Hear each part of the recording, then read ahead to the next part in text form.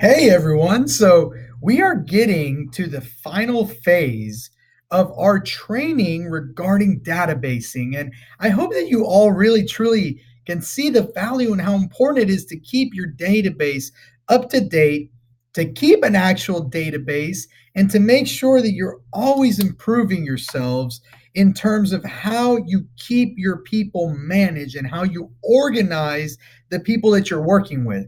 And so for today, what I want to do is I want to show you a couple of cool little tips and tricks and things that you may not even have known existed when it comes to your database. So, everyone, if you're sitting there and you're working on your computer, you want to get logged in and you want to go right here on the left hand side where it says Launchpad right there at the top. And you won't have these two options between agent and broker. You'll just have the agent option. And I'm clicked on the agent option now because I want to show you something really, really interesting. So, all those times that you've set up reminders or tasks, things that you have to do, and you've been wondering, well, how do I actually know when those things are due? How do I know when I need to go in and do them? I'm going to show you. So, for your reminders, what you want to do from this dashboard, you see here where it says quick modules on the right hand side. You want to click where it says due reminders. And you notice it says one overdue for me, zero due today. So when I click there, it says nothing in reminders. And this is a question I get all the time is how do I know what my reminders are? It says that there's no reminders. I don't think it's actually keeping track of anything. And the answer is you've got to change the date. So up here where it says date range, you want to click there and you can click either overdue and due today. So this is anything that was due in the past or is due today.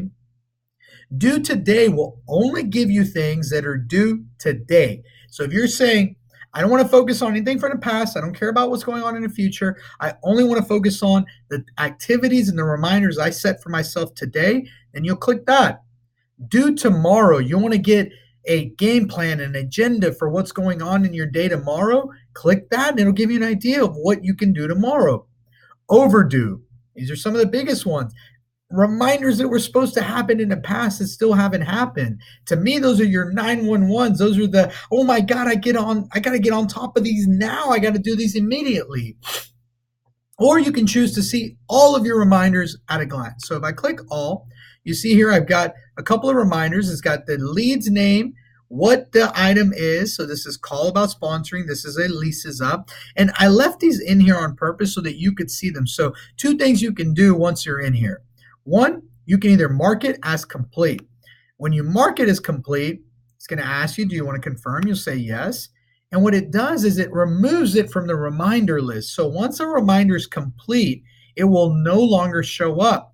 But inside of that lead record, it'll actually say, hey, this reminder is up, and it'll show it under their lead record. So let me show you what that looks like. So this one, let's take a look here.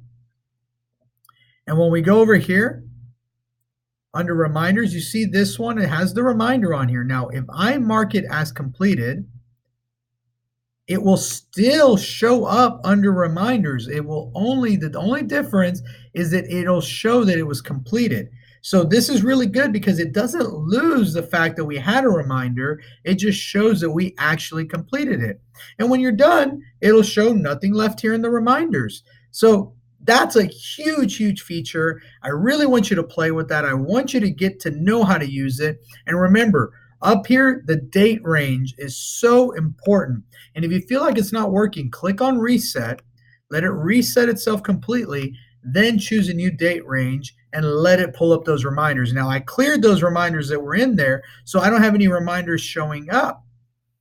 Now, on your Launchpad, it should look the same way. So if you've got on here and you say overdue and due today, and there's 100 reminders, those are things that you really need to get done. Those are things that were due in the past, and now they're overdue or they're due today, and you've committed to getting them done on that day. So that's one really cool feature, one way to keep yourself organized. You don't need to sit back and go, oh my God, what's this task list? What are all these things that I have to do? They're all there right there for you in a nice, easy to read list. Now, the other thing that I want to look at is I want to go here and I want to actually look at a lead and I want to show you what it looks like when you set up a search for that lead. So I've got a lead in here that I like to play with. It's my test lead. It's called Jabron Test. So I'm going to pull up that test lead. Let me see here. Jabron, it's pulling up everything that's assigned to me or that has. So let me pull up Jabron Test. Here it is, Jabron Test. So let's say Jabron Test was a client of mine. Well, what I would do is I'd go in here into Jabron Test, and you see here Jabron says saved search. Now, sometimes your people don't have a search, and let me show you again how I got to that, because a lot of times I get this question. It's not going to be here on this side of the screen. That is not where you go for your search, and that's not where you go for property updates. This is under the subscription settings. This is for the campaigns, and we talked about campaigns in a previous video. If you missed it, you want to go back and watch that video. And alerts. So you can set up an alert whenever Jabron logs in. It sends an alert, hey, Jabron just logged into the system. You may want to check it out. And you see here property alerts. Now, Jabron is not receiving property alerts. So I'm going to go in here, and the reason that is because Jabron at Testing has received so many that they went to spam, and that's because the email address is bouncing. So for this one, it will not allow me to click that because that email address is bouncing. But I still want to show you how to set up that search and what that looks like. Now, from here is where we set up a search, and this is just like the MLS. And now let's say that Jabron said, I need at least a 3-bedroom house. So I'm going to go in here, 3 bedrooms, no more than 4 bedrooms. He said, over here, MLS status, you can say, I only want active properties. I don't want to look at any pendings. And if you notice, it won't show you solds. So solds you can only do from the MLS. You can't do them through here. Property type, I know that he said he wants a single family, no condos, no rentals. And for those of you that are looking for rentals, this is where you separate out rentals from everything else. So we've got 3 to 4 bedrooms. Half baths, well, we don't really care about half baths. It can be as many half baths as possible. What we do care about is the actual bathrooms. And you see, this is just like the MLS. You can go in here, you can set up everything that you want. You can do it by acreage, you can do it by the price. And so one thing that we can do is right now the price is set at maximum 15 million. Well, no, Jabron said 250. So I'm going to go in here, I'm going to update that to 250,000. And the minimum he said is 200. So he wants to be between 200 and 250. And as it's doing that, you'll notice up here, it's been updating this. Now, it says Fresno on here. I know that Jabron's not located in Fresno. So I can go ahead and I can delete that Fresno. And I can delete this Houston. And I know specifically that Jabron, he really wants to be in Sharpstown. So I can click on here and I can search by Sharpstown. And if it's in a Google map, then it will actually find it. So there I'm going to search and it's going to tell me if it found it. And you see here, subdivisions, and it found all those different subdivisions under Sharpstown. So I'm going to go back in here, it erased it because I hit enter, and now it's pulling them all up. I can choose from all of those different sections in Sharpstown. So let's say that he just said Sharpstown in general. So now I've added that.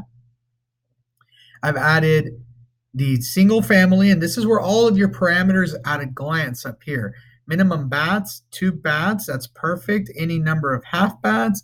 And now what I can do, I can add amenities, I can add features, anything that you can do on the MLS, you can practically do here. And what you want to make sure and do is you want to hit save up at the top. That's the biggest mistake people make, is that they don't hit save and then their search disappears.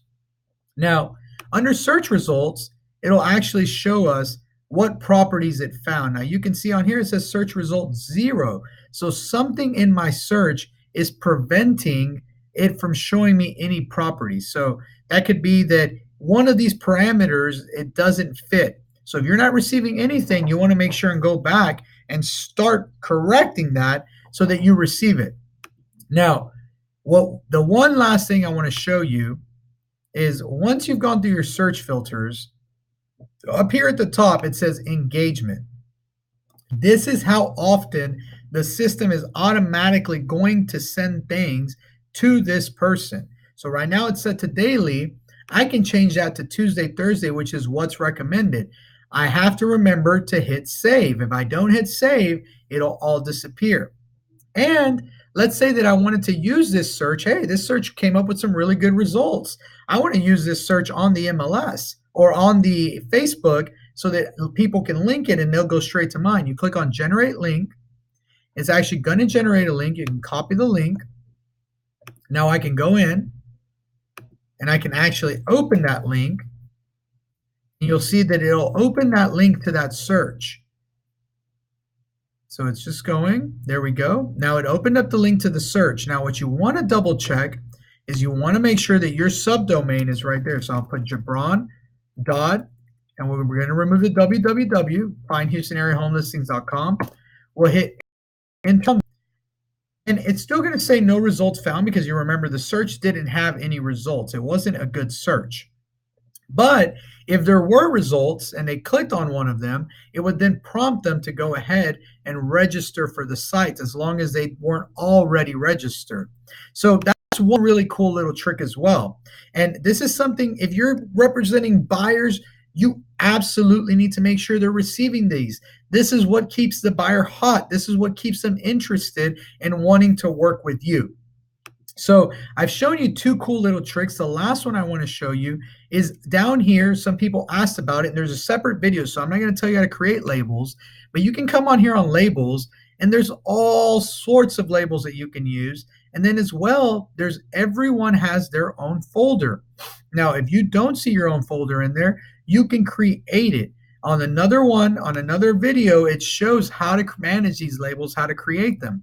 Now, you can click on manage labels, and up here you can add a group, and you can add a group for yourself. So if your name is John Smith, you can put John S. labels or John Smith labels, and you will have all of your labels inside of there that you utilize for your clients, and they can trigger those campaigns like we talked about last week. So that's another thing that I wanted to show you. The last thing I want to show you is the pipeline. So remember, this is where you come in and you say, is it a new lead? Have I contacted them? Have I attempted to contact them? Do I set an appointment? Have I set the appointment? Am I showing them properties yet? Are they under contract? You want to update those stages because it allows you to filter by people that you're actively working with as opposed to just leads. So those are just a couple of extra tips and tricks. Guys, you could play with this forever. If you ever need help with sync, click up here at the top. You can contact the support directly. You can also click on Help Center, which is going to send you to another website. You'll have to set up a login for the Zendesk website, which is great because within this website, there's a ton of training. So there's getting started, communication tools, how to do the lender tools, marketing, mobile apps, announcements. This is where you come in, and if you don't know how to do something, you search for it, and they have webinar schedules, trainings. They have more stuff on here than you could ever want. And if you don't see it, you click on submit a request. It sends it to Sync. This is what makes Sync such an amazing platform, makes it a platform that we actually will want to use. And then you come in here and you say, this is what I'm experiencing. This is what I would like to see. And they try to set it up. So if you ever feel like, man, it just is missing a feature, you can search for it. If it's still not there, you can request it. This is an amazing, amazing software. Utilize it to all of its potential. Now, I know that there's so much stuff that we could go through that it's going to be really, really, really difficult to go through all of it. But I encourage you, use the reminders, use that agent dashboard. Look at what it is that you want to get done and what you need to do. Utilize the search feature. It's so important.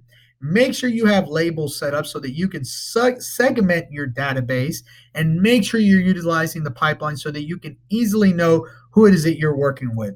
If you have any other questions, I'm always here to help. Next week, that's it. We're done with databasing. We're done with learning the basics. We're done with learning to use our database. So I encourage you this week, get everyone into your database, get things set up so that you can be a master at databasing and take your business to the next level. Thanks so much, guys. I see y'all next week.